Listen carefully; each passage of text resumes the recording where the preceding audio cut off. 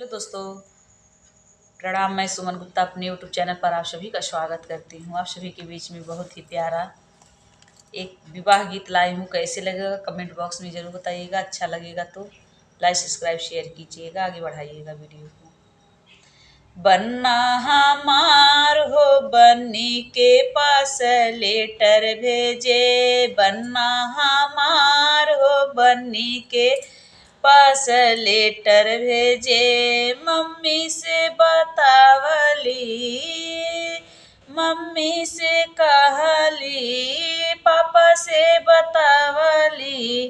अब पापा हो रहब कुंवार हो बन्नी के पास लेटर भेजे, बन्ना हमार हो बन्नी के पास लेटर भेजे। चाचा से कहली, चाची से बतावली, चाचा से कहली, चाची से बतावली।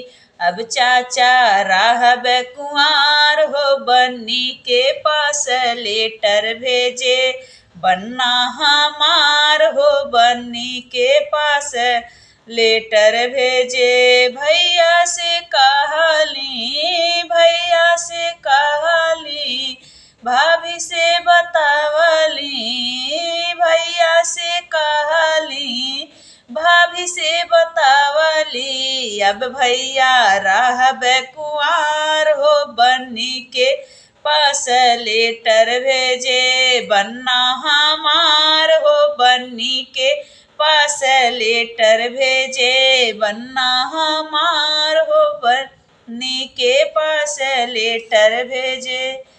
प्लीज सिस्टर, गाना कैसे लगा कमेंट बॉक्स में ज़रूर बताइएगा, वीडियो को आगे बढ़ाइएगा।